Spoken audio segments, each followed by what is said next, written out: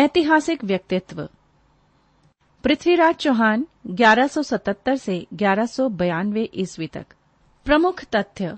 चौहान वंश के शासकों में विग्रहराज चतुर्थ के बाद चौहान शासक सोमेश्वर का नाम आता है, लेकिन इस शासक का कोई ऐतिहासिक व राजनीतिक प्रभाव न होने के कारण इसके पुत्र पृथ्वीराज का वर्णन आता है। चौहानों के इतिहास में पहला अल्पवयस्क शासक जो 11 वर्ष की आयु में अजमेर का शासक बना, लेकिन वयस्क होने तक पृथ्वीराज के जीवन में 3 महत्वपूर्ण व प्रभावशाली व्यक्तियों का हाथ रहा। पृथ्वीराज के प्रारंभिक जीवन में इसकी मां कर्पूरी देवी ने शासन का संचालन किया। इस समय शासन संचालन के लिए सेनापति भुवनमल तथा प्रधानमंत्री कदमबास कैमास का महत्वपूर्ण योगदान रहा। पृथ्वीराज ने बहुत जल्द अपने राज्य को संगठित कर अपने शत्रुओं पर विजय प्राप्त की। सबसे पहले पृथ्वीराज ने अपने चचेरे भाई नागार्जुन के विद्रोह का दमन किया। ठीक इसी प्रकार सतलज प्रदेश की जाति भंडानको के आतंक का समापन किया।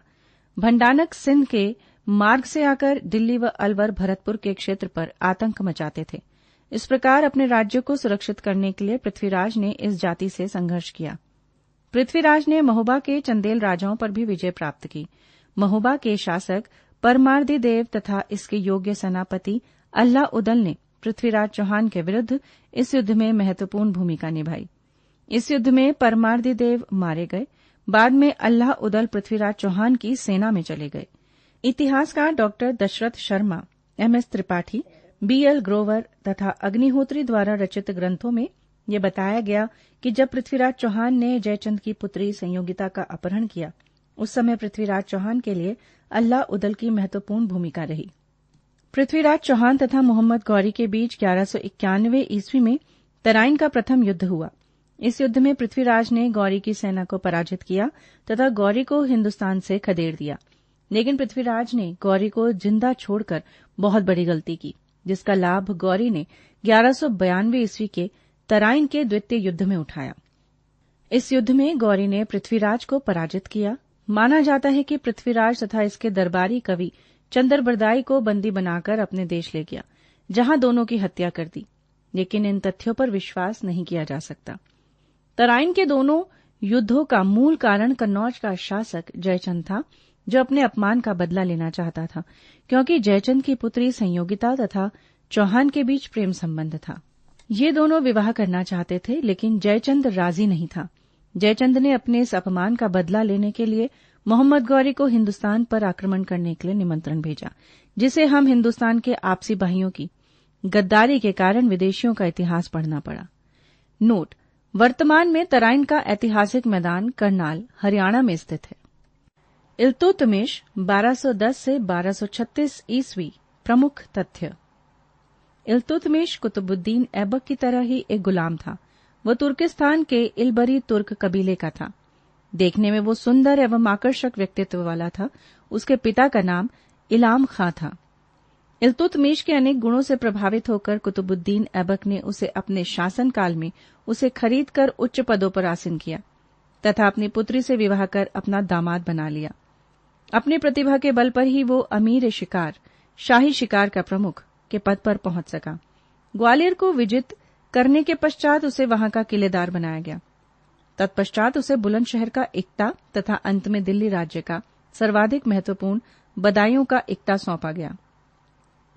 मोहम्मद गौरी तथा खोखर जाति के मध्य 1205 से 1206 ईस्वी में हुए संघर्ष में इल्तुतमिश ने साहस और कौशल का परिचय दिया।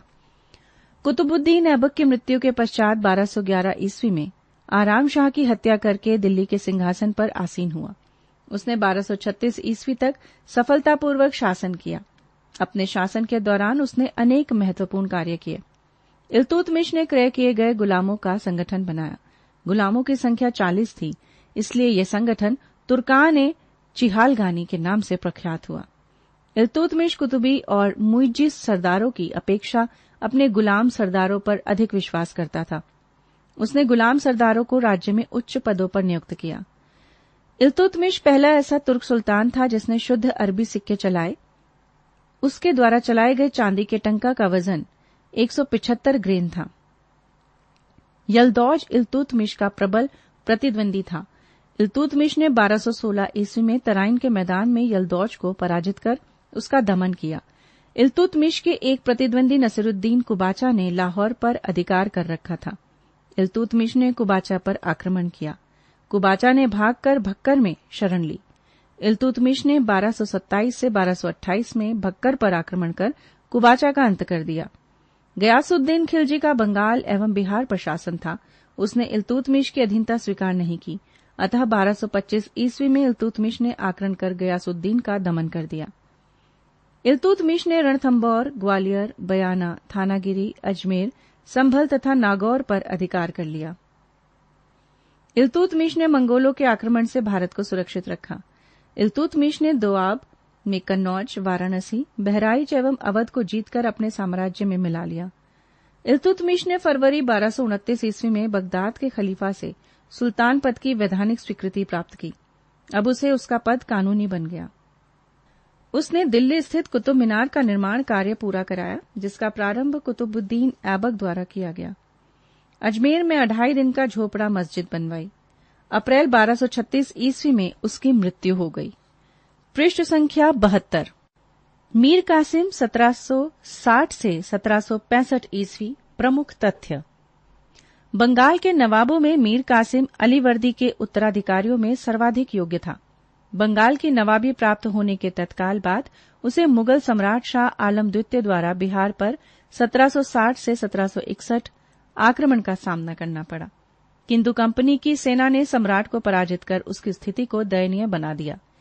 नवाबी पाने के बाद कासिम ने उपहार स्वरूप बेंसी टाट को 5 लाख, हॉलवेल को 2 लाख, 70,000 और कर्नल कैलॉट को 4 लाख रुपया दिया। कंपनी तथा उसके अधिकारियों को भरपूर मात्रा में धन तथा उपहार देकर मीर कासिम अंग्रेजों के अनावश्यक हस्तक्षेप से बचने के लिए अपनी राजधानी को मुर्शिदाबाद से मुंगेर हस्तांतरित कर लिया।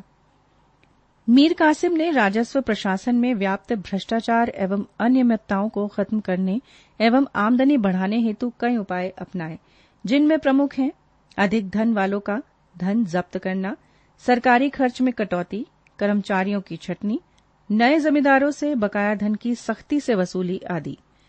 मीर कासिम ने बिहार के नायब सूबेदार रामनारायण को उसके पद से बर्खास्त कर उसकी हत्या करवा दी, क्योंकि वो बिहार के आय और व्यय का ब्यौरा देने के लिए तैयार नहीं था। सैन्य व्यवस्था में सुधार करने के उद्देश्य से उसने अपने सैनिकों की संख्या में वृद्धि की। साथ ही उसने अपने सैनिकों को यूरोपीय ढंग से प्रशिक्षित किया। इसने अपनी सेना का कमांडर गुरगिन खान नामक आर्मेनियाई को बनाया। मुंगेर में मीर कासिम ने तोपों तथा तोड़ेदार बंदूकों के निर्माण हेतु कारखाना स्थापित किया। 1717 में मुगल बादशाह द्वारा अंग्रेजों को प्रदत्त व्यापारिक फरमान का इस समय बंगाल दुरुपयोग देखकर नवाब मीर कासिम ने आंतरिक व्यापार पर सभी प्रकार के शुल्कों की वसूली बंद करवा दी। 1762 में मीर कासिम द्वारा समाप्त की गई व्यापारिक चुंगी और कर का लाभ अब भारतीयों को भी मिलने लगा। पूर्व में मुगल बादशाह द्वारा दिए गए 1717 के फरमान द्वारा केवल कंपनी को मिलता था। कंपनी ने नवाब के इस निर्णय को अपने विशेष अधिकारों की अवहेलना के रूप में लिया। परिणाम स्वरूप संघर्ष की शुरुआत हुई। 1763 जुलाई में मीर कासिम को कंपनी ने बर्खास्त कर मीर जाफर को पुनः बंगाल का नवाब नियुक्त कर दिया।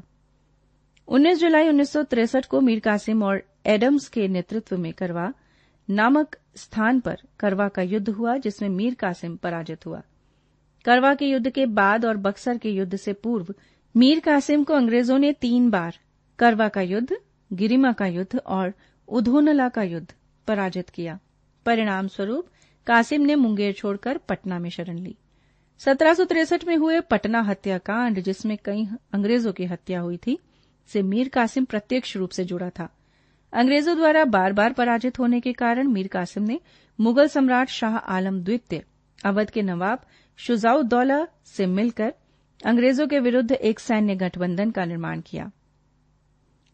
वर्तमान बिहार में स्थित बक्सर के मैदान में अवध के नवाब, मुगल सम्राट तथा मीर कासिम की संयुक्त सेना हेक्टर मुनरो के नेतृत्व में अंग्रेजी सेना के बीच 23 अक्टूबर 1764 को निर्णायक बक्सर का युद्ध प्रारंभ हुआ।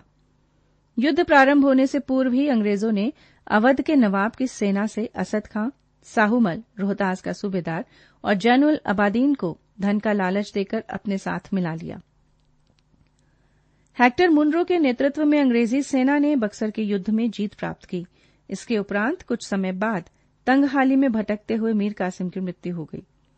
ऐतिहासिक दृष्टि से बक्सर के युद्ध का प्लासी के युद्ध से भी अधिक महत्व है, क्योंकि इस युद्ध के परिणाम से तत्कालीन प्रमुख भारतीय शक्तियों की संयुक्त सेना के विरुद्ध अंग्रेजी सेना की श्रेष्ठता प्रमाणित होती है। बक्सर के युद्ध में प्राप्त विजय ने बंगाल, बिहार और उड़ीसा पर कंपनी का पूर्ण अधिकार स्थापित कर दिया। साथ ही अवध अंग्रेजों का कृपापात्र बन गया। डॉक्टर राजेंद्र प्रसाद 1884 से 1962 ईस्वी। प्रमुख तथ्य। ये भारत के प्रमुख स्वाधीनता सेनानी तथा स्वतंत्र भारत के प्रथम राष्ट्रपति थे। इनका जन्म 1884 ईस्वी में बिहार में हुआ। इनमें आरंभ से ही गहरी राष्ट्रीयता की भावना थी। राजेंद्र बाबू ने 1905 के विभाजन विरोधी आंदोलन में भाग लिया था तथा बिहारी छात्र कॉन्फ्रेंस की स्थापना की। उन्होंने अपना जीवन एक वकील के रूप में प्रारंभ किया तथा 1917 के चंपारण सत्याग्रह में सक्रिय भागीदारी दी। 1921 में राजेंद्र बाबू ने वकालत छोड़ दी तथा असहयोग आंदोलन में कूद पड़े तथा इसका बिहार में संचालन किया। डॉक्टर राजेंद्र प्रसाद ने देश नामक साप्ताहिक समाचार पत्र निकालना प्रारंभ किया। ये स्वदेशी तथा राष्ट्रीय शिक्षा के प्रमुख समर्थक थे। उन्होंने पटना में नेशनल कॉलेज की स्थापना में महत्वपूर्ण योगदान दिया। राजेंद्र बाबू ने 1930 के नमक सत्याग्रह तथा 1932 के सविनय अवज्ञा आंदोलन में भाग लिया एवं जेल गए। क्रिप्स मिशन की विफलता के बाद इन्होंने जागृति पैदा करने हेतु बिहार का दौरा किया। वे 1934 में कांग्रेस के बंबई अधिवेशन के अध्यक्ष रहे तथा 1938 में हरिपुर अधिवेशन में सुभाष द्वारा त्यागपत्र देने पर इन्हें अध्यक्षता हेतु लाया गया। 1942 में भारत छोड़ो आंदोलन में भागीदारी पर उन्हें गिरफ्तार कर अहमदनगर दुर्ग में रखा गया तथा 1945 में छोड़ा गया। डॉक्टर राजेंद्र प्रसाद नेहरू के अंतरिम मंत्रिमंडल 1946 ईस्वी में खाद्य एवं कृषि मंत्री रहे। वे भारतीय संविधान सभा के अध्यक्ष रहे तथा स्वाधीन भारत के प्रथम राष्ट्रपति बने तथा 1962 ईस्वी में अपनी मृत्यु तक इस पद पर रहे। उन्हें 1962 में भारत रत्न से भी सम्मानित किया गया।